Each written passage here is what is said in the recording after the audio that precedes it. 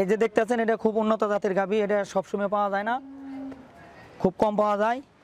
মানে কেন এটা মানে সবসময় পাওয়া যায় না কেন? উন্নত জাতের এগুলা জাত খুব ভালো। তো মানে কিভাবে বুঝেন এটা জাত ভালো? এগুলা দেখেন এই যে আপনার মাথা গলা এর খুব ফিনিশিং ভালো, আর এই শিং আচ্ছা এবং ওলানের কোয়ালিটি।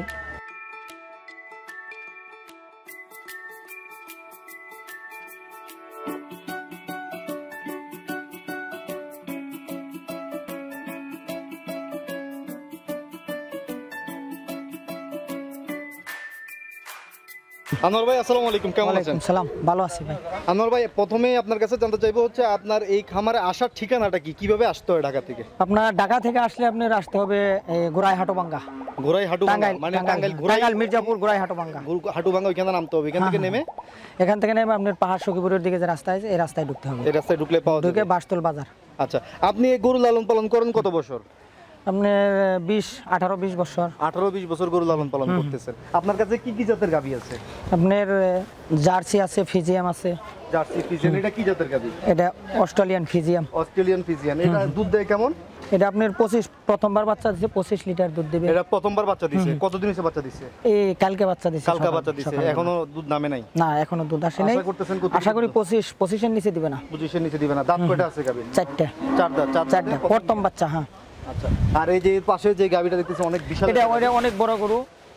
এটা আপনার 30 পর্যন্ত দুধ দিবে। 30 লিটার দুধ দিবে। 25 দিন টাইম আছে, বাচ্চা দিবে। 25 দিন পরে বাচ্চা দিবে। এটা কত নম্বর বিয়ান? প্রথম।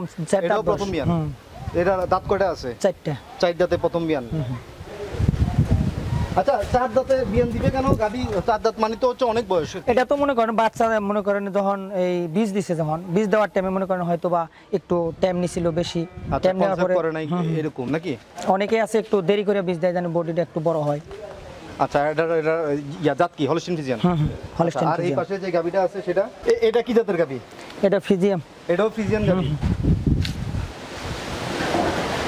এটা দাঁত কয়টা আছে? দাঁতে নাই। এখনো দাঁতে নাই? ও দাঁত। এটা কি প্রথমবার বিয়ান দিবে না? প্রথম বাচ্চা দিবে, আর 10 দিন টাইম আছে। আর 10 দিন টাইম আছে, 10 দিন পরে বাচ্চা দিবে। এটা দুধ কেমন দিবে আশা করেন? 25 এর কম দিবে না। 25 এর কম দিবে না। এই দুধ গরুগুলো সংগ্রহ করেন কোন দিক থেকে?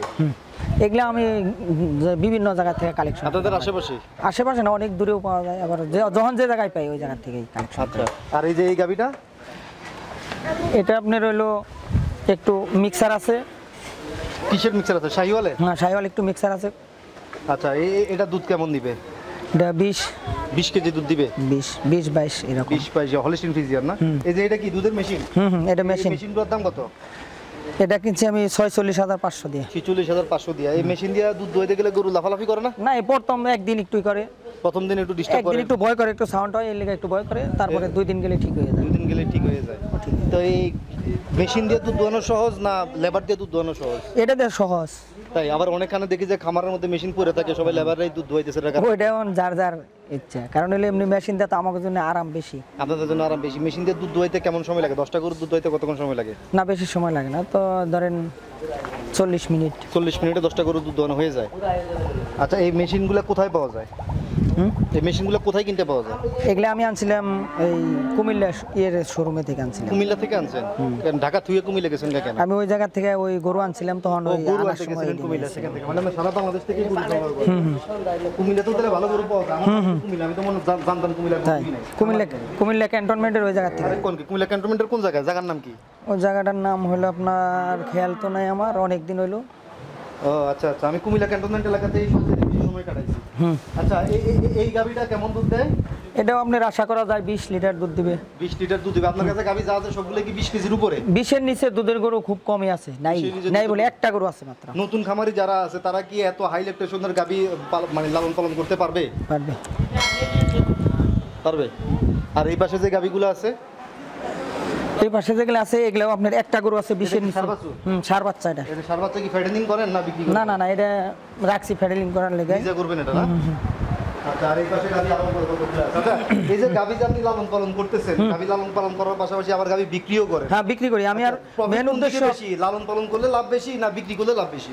লালন পালন করলে মনে করেন যে ওই দেরি হয়, যেমন মনে করেন প্রফিটটা তাড়াতাড়ি আমি পাইতাছি না, আর এইভাবে তো আপনার হইলো বিক্রি দেখা করলে গেছে আমি খারাপ উপরে profit পাই। দেখা গেছে বাচ্চা দেওয়ার পরে একটা গরু বিক্রি করে দিলাম, বিক্রি করে দিলে আমার হয়তো দেখা গেছে ভালো ইনকাম আইলো। মানে আপনি গাভীন অবস্থায় গরু কিনেন, হ্যাঁ হ্যাঁ বাচ্চা গাভী। দেয়, বাচ্চা দেওয়ার পর গরু বিক্রি করেন। এক মাস টাইম আছে বা 20 দিন টাইম আছে, এরকম টাইমেরটা নিয়ে আমি এরকম টাইমে আপনি কিনেন। এক মাসের উপরে যেটা ওটা আমি নেই না। আচ্ছা, তারপর নেওয়ার পরে যখন বাচ্চা দেয় আমার এই নামে- জায়গায় থাকে, এই জায়গায় থাকলে দেখা গেছে যে বাচ্চা দেওয়ার আগে যদি কেউ নিল বিক্রি করে দেবো, আচ্ছা, বাচ্চা দেওয়ার আর যদি বাচ্চা দেওয়ার আগে না নিল, বাচ্চা দেওয়ার পরে বিক্রি করে তাহলে পরে নিলে বিক্রি করে দেবো। আপনার খামারে দুধ কত কেজি হয় প্রতিদিন? এখন প্রায় 100 কেজি 150 কেজির মতো আছে। 100-150 কেজি মতো দুধ হয়। দুধের দাম কেমন এলাকায়? এখানে কম 40-45। 40 আমি সকাল বিকাল সব মিলিয়ে 45 টাকা করে বেশি, এই জন্য আমি এই গাভী রাখি না, এই জন্য তাহলে বিক্রি আপনার করে বিক্রি দিই। করে দেন। না, এটাও ভালো ব্যবসা, কিন্তু এটা সততার সাথে করতে হবে আর কি। কারণ ওই যে পাবনা সিরাজগঞ্জ এলাকার মানুষের ওই দিক থেকে গাভী কিনলে 20 কেজির গাভী না, এই যে আমার এই যে বাইরে যে এলাকাতে এসে 10 বাইরে যে গরুগুলো দেখলেন, এগুলো পাবনাতে হলে আপনার নিচের পক্ষে করবো 40 লিটার দুধ দিবে, অথচ আমার এই যে 3টা গরু আছে, 3টার মধ্যে একটা গরু 30 লিটার দুধ দিবে, ফাঁস বিয়ে নেই ওই মাঝখানের বড়টা। আচ্ছা আর ওই যে বাকি যে গ্লাস ওগুলো 25 পর্যন্ত দুধ দিবে। আচ্ছা আচ্ছা, এবার আমার একটু বলেন তো, এই যে গাভী যে আপনি লালন পালন করেন, গাভীর কি কি অসুখ বিসুখ হয়? না, আমার কাছে আমি সবসময় পরিষ্কার রাখি, এই দেখেনি তো সবসময় মানে খামার পরিষ্কার পরিচ্ছন্ন থাকলে পরিষ্কার কোনো অসুখ বিসুখ পরিচ্ছন্নতা, আর হবে না? এমনি কোনো অসুখ বিসুখ হয়তো এই অনেকেরই লাম্পি হয়ে জড়িয়ে গেছিল, হ্যাঁ। আমার পাইনি। আপনার এখানে লাম্পি হয় নাই? হ্যাঁ। আচ্ছা, লাম্পি তো হচ্ছে এটা ভাইরাস বাতাসের সাথে ভাইরাস আসছে, সেটা ভিন্ন বিষয়, কিন্তু এই যে সবচাইতে বড় সমস্যা হচ্ছে ম্যাস্টাইটিস সমস্যা। ম্যাস্টাইটিস আমার কমই হয়, কারণ আমি সবসময় পরিষ্কার রাখি, সবসময় খেয়াল করি। যে আচ্ছা, আর ম্যাস্টাইটিস হইলে কি করেন? হইলে আমার ব্যবস্থা আছে, আমি ওষুধ রাখছি ঘরে, কি ওষুধ খাওয়ান তখন ম্যাস্টাইটিস? ওই মাস্টিকের দিই অথবা প্রোমাস্ট, না হয়তো জ্যান্টারেন, এই সমস্ত অ্যান্টিবায়োটিক করে দিই সাথে সাথে। যদি দেখা দেওয়ার সাথে সাথে অ্যান্টিবায়োটিক করা যায় তাহলে ঠিক হয়ে তাহলে যায়। ঠিক হয়ে যায়। মানে প্রথম অবস্থায় যদি কেউ টের পায় যে গরু ম্যাস্টাইটিস যেমন হয়েছে, প্রথম এখন অবস্থায় মনে কি করেন করতে হবে? আমরা মনে করেন ঘরের ভিতরে ঢুকলে ওই গরুর দিকে তাকালেই বুঝতে পারবো যে হবে না কি এটা ম্যাস্টাইটিস হইতাছে নাকি। এখন আপনি তো এর অনেক সাথে সাথে গরু বুঝবো। পালেন, সেজন্য আপনি বুঝতে পারতেছেন, কিন্তু আমি তো মনে করেন গরু পালিনি, আমি তো বুঝবো না। তাহলে সেই ক্ষেত্রে কি করা? সেই ক্ষেত্রে মনে করেন তখন দেখলো যে গরুটা একটু ঝুমা, গরুটা একটু খাইতেছে না, কম খাবে, জ্বর জ্বর ভাব মনে জ্বর হইতেছে, জ্বর ভাব থাকবে। হয়তো বাচ্চা দেওয়ার টাইম হয়েছে, ওই গরু হয়তো উলানে কোনো সমস্যা দিচ্ছে, যার জন্য ও জ্বর জ্বর ভাব আছে, ব্যথা আছে শরীরে, উলানের ব্যথা একটু জ্বর আহে, জ্বরের কারণে গরু কম খায়। তো ওই বোঝা যাবো যে হয়তো নাহলে ডাক্তার ডাকতে হইব, নাহলে কোনো যে সমস্ত লোক দক্ষ হেরে দেখাইতে হইব আচ্ছা, যে এটার কি সমস্যার কারণে খায় আবার না। অনেকে বলে যে ম্যাস্টাইটিসের প্রবলেম হলে ওলানে যদি প্রচুর পরিমাণ পানি মারা পানি তো মারতে হবে, ওটা পরের পর্ব, কিন্তু আগে জানতে হবে যে হয়েছে কি, হয়েছে কিনা। এটা তো আগে জানতে হবে, না জেনে তো খালি পানি মারলে খাওয়া যাবে না। আচ্ছা, তাহলে হয়েছে কিনা এটা বুঝতে হলে আমাদেরকে দেখতে হবে যে হ্যাঁ। গাভীটা একটু নীরব হয়ে যাবে। যখনই গাভীটা বাচ্চা দেওয়ার 1 সপ্তাহ আগে থেকে ওর উলানের লুট বেশি হবে, ওই সময় একটু খেয়াল করতে হবে ঘন ঘন, দিনের মধ্যে 3 বার আচ্ছা চেক দিলে, বা রাত্রে 10টার দিকে একবার চেক দিয়ে রাখলাম, আচ্ছা, তাহলে এই ম্যাস্টাইটিসের উপরে নজর রাখলেই তো মোটামুটি খামারে আর কোনো সমস্যা আর নাই। কোনো সমস্যা নাই। আচ্ছা, আর খুব ওটার মধ্যে- এগুলো তো ভ্যাকসিন দিলেই হবে। এটার মধ্যে কঠিনভাবে খেয়াল দিতে হবে, যখন গরুর বাচ্চা দেওয়ার টাইম হবে তখন। আচ্ছা আচ্ছা, আরেকটা বিষয় হচ্ছে এই গাভী যে মানে, কারণ বড় গাভী মানে হচ্ছে এটার মেইনটেনেন্সটাও খুবই কেয়ারফুলি করতে হবে, ঠিক আছে? কারণ যত বড় গাভী না, যত বেশি দুধ দেয়, অনেক ভারী টাকার গরু তো, যার জন্য আমাকে ওই সবসময় অনেক নজর রাখতে টাকার হয়। সম্পদ, এটাকে অনেক মানে খুবই মূল্যবান ভাবে এটাকে খেয়াল রাখতে হয়। এই জন্যই তো আমরা সকাল কঠিনভাবে থেকে একটু রাত চেক পর্যন্ত দিই। একটা গাভী কিভাবে লালন পালন করতে হয় একটু বলেন। সকালবেলা ঘুম থেকে ওঠার পর থেকে আপনি যেমন কি করেন সারাদিন? যেমন আপনার হলো এই গরুটা বাচ্চা দিছে, এখন আজকে বাচ্চা দিছে, এই গাভীটা? যেমন আজকে বাচ্চা দিল, আচ্ছা, হ্যাঁ, আজকে এখন এই গরুটার আমি বাচ্চা দেওয়ার পরে ঘন্টাখানিক পরে সব দুধ টেনে ক্লিয়ার করে দেবো, 1 ঘন্টা পরে 1 ঘন্টা পরে ক্লিয়ার করে দেওয়ার পরে শাল দুধ আবার খাওয়াবেন আবার না দেয় বাচ্চারে? শাল দুধ তো বাচ্চারে খাওয়াবোই, ফিডারে। ফিটারে খাওয়াবো, না হয় ওর বানে লাগাই দিলে, গরু যদি একটু শর্টকট করে তাহলে ওর বাচ্চা সামনে দিব, নাহলে বানে লাগাই দিব, আচ্ছা লাগাই দিয়ে দুধটা এনে পরিষ্কার করে তারপরে আপনার বাচ্চারে খাওয়াই ক্লিয়ার করে থুয়ে দেবো, আবার 6 ঘন্টা পর আবার আচ্ছা প্রতি 6 ঘন্টা অন্তর অন্তর 24 ঘন্টায় করবো, তারপরে আবার 2 বেলা। আচ্ছা, ঘাস মানে কি পরিমাণ লাগে একটা গরুর জন্য? ঘাস আমি অতটা বেশি দিতে পারি না, এখন হয়তো 10 কেজি 15 কেজির মতো দিতে পারি। আচ্ছা, আপনার ঘাসের ঘাস কম। ক্ষেত কতটুকু করছেন? কতটুকু জায়গার উপরে ঘাস বাগান করছেন? এই যে 50, না? হ্যাঁ, এই যে 50-70 ওখান থেকে এই যে ওই পর্যন্ত। আচ্ছা, এগুলো এই পাশ কি থেকে। জাতের ঘাস? এগুলো ওই যে পাঁচন কয় না, ওগুলো। পাংচং ঘাস।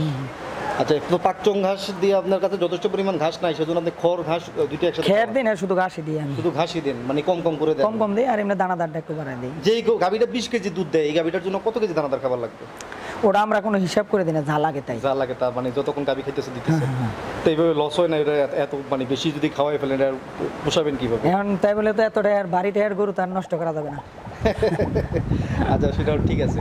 আরেকটা বিষয় হচ্ছে যে এই উন্নত জাতের গাভী বা যে গাভীগুলো বেশি দুধ দেয় এই গাভীগুলোর আরেকটা সমস্যা হলো এই গাভীগুলা নিয়মিত হিটে আসতে চায় না বা কনসেপ্ট করে না, এটার কি সমস্যা বলে আপনি মনে করেন? ওইটা তো মনে করেন সমস্যা দেখা গেছে গরুর হয়তো ক্যালসিয়ামের ঘাটতি টাটতি থাকে, খাবার দাবার ঠিক মতো দেয় না, যত্ন দেয় না, যার জন্য এরকম হয়ে যায়। আচ্ছা, যত্ন তো সবকিছু ঠিকঠাক করে সঠিক টাইমে জিঙ্ক ক্যালসিয়াম ঠিক মতো খাওয়ায় না।